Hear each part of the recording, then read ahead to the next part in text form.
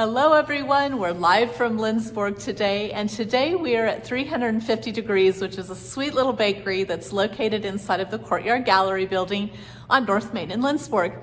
And because it's close to Christmas, I thought something that would be incredibly fun for us would be to come to the professional, which is Carla Wison, the owner here, and have her show us how to make something that is a very traditional Swedish treat during the holidays. So we're gonna head downstairs with Carla and she's gonna show us what she's gonna make today. Welcome. So we came downstairs into Carla's bakery kitchen and we're just gonna let her take off and show you what we're gonna make today. What do you have in mind? What Swedish treat are we gonna make? Well, first, welcome to 350 Degrees. That's the name of our bakery. And today we're gonna make Kringler. It's a 3-layer almond pastry and it's kind of a favorite of the locals. So I thought that's something we should share. And you are a pro at this. How long have you been doing this? I mean, long time. I've been baking for years. Long time. Yep. So if you look here, all of her ingredients are ready to go. She said this is going to be like a 4-H demonstration. So yeah, she's well prepared for this today. So show us, Okay. Is this hard to make? This is not hard to make. However, all cooking is a chemistry experiment every time. It really is. So in the pan, we've got a ½ cup of butter and a cup of water, and we're going to turn that on and get that started because that needs to come to a rapid boil. And in our mixer, we have a ½ cup of butter and we have 1 cup of flour. And so we're going to cut what it's doing is cutting the butter into the flour to make our pastry crust. Okay, so you're not going to beat it really hard. Oh, yes, we are. You are? Okay. So what consistency does it need to be? Well, when it's gonna come out as our base dough that we're gonna be able to smash out on the pan and spread. And it's okay if you add a little water to help it on its way. We just added 1 tablespoon. This recipe is in the Swedish Dancer Cookbook, and it's also in our local Swedish Folk Dancers Cookbook, and it's also in, I believe, the Measure for Pleasure, the local Measure for Pleasure. And we'll provide some links to ways you can get this today. And I believe it's also on White's website for Swedish recipes. So now our dough is done. We're going to take it out. You got to get your hands dirty. You might as well just dig in. It's going to happen.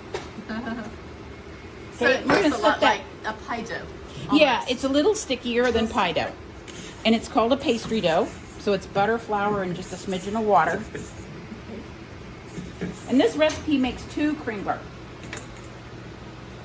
Okay, so you're going to divide your dough in half.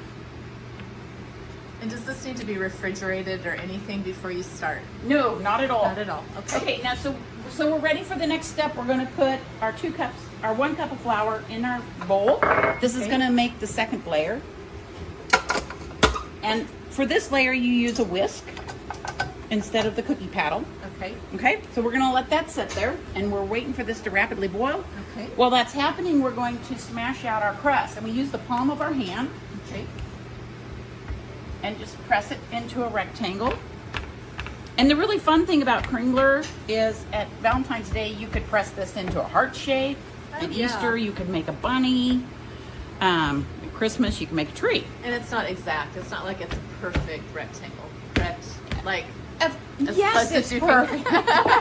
But I'm liking this because, I mean, it's not like you have to roll it out into this exact And shape. honestly, if you use your hand, use the palm of your hand to smash it out, you can get this done pretty quick. Some people try to do this with your fingers, and it takes a lot longer, and it makes a lot of dents in the dough. So how thick is this probably? This is very thin. In some places, you can see the pan through the pastry. Okay. So we're going to smash our next one out. And we're keeping an eye on what we've got boiling over here because we don't want it to boil out of the pot. So we're just gonna. Oh yeah, But it needs to be rapidly boiling. If it's not rapidly boiling, you will not get the right chemical reaction. Okay. So that part is where the science experiment comes in. So about how many would each one of these serve when you cut them up? My sister says this is a single serving. and that sharing is way overrated. However, typically we would slice it in half and then in 6, so you could get 12 nice pieces. Nice pieces out of it. And Kringler is really rich. I mean, it's a rich tasting dessert, or I think it is. So a lot of times a piece of it with like a cup of hot tea or coffee is plenty for me. Oh, absolutely. And it's got a really nice almond flavor, which is also... Okay, so you can see we're rapidly boiling here. Okay. So we're going to turn this off, and we're going to dump this into our pan. Oh, sorry. Sorry, I'm right in your way. And then immediately you want to whisk this.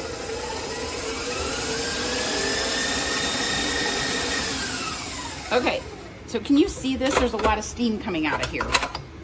Yes. If this does not, it's kind of spongy. It doesn't fall very easy. It doesn't drip. So if it's not this consistency, don't waste your eggs. Start over. Okay. And then make sure your stuff is boiling. So now we're going to add 3 eggs and a little almond extract. Okay. Doesn't take much. I believe the recipe calls for a teaspoon. Okay. Throw that 3rd egg in there. And you're just going to mix this until it's creamy? Well, I'll show you. It turns into a nice thick paste.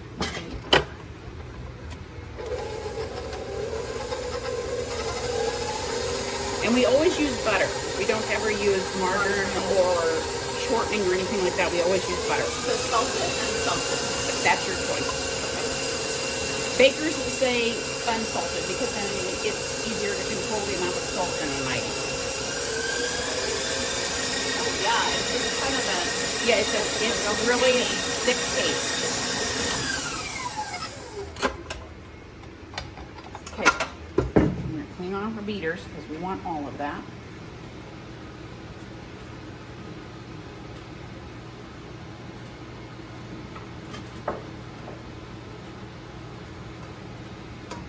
And sometimes the mixer doesn't get like clear down to the bottom, so you want to make sure that that gets... Finish mixing it with your spatula really just well. dig in there and make sure it's where it needs to be. Okay. Okay, now we're going to just kind of split it up between the 2 bottoms.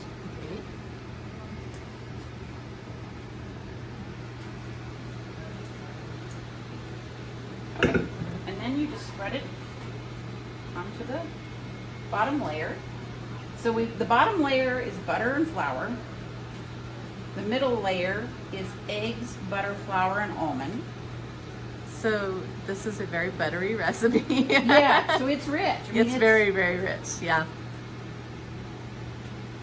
But so good. And this is something that if we have tour groups that come to Lindsborg, or if we go out and do programs, sometimes we'll order these up for that purpose because it's a favorite. It really is a favorite.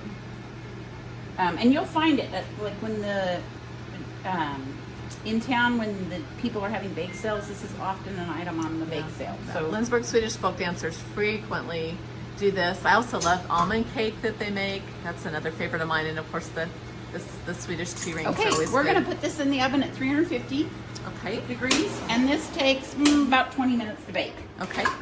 So we're going to jump ahead, reset our timer. Always set your timer. It just makes life better. And we'll go right back. Okay, so we have one that we have already baked so that we can go ahead and show you how we decorate it. This is frosting. It's made with butter, believe it or not. Powdered sugar, water, a little almond extract, and vanilla extract. Okay. And some people drizzle. I like frosting, so we slather.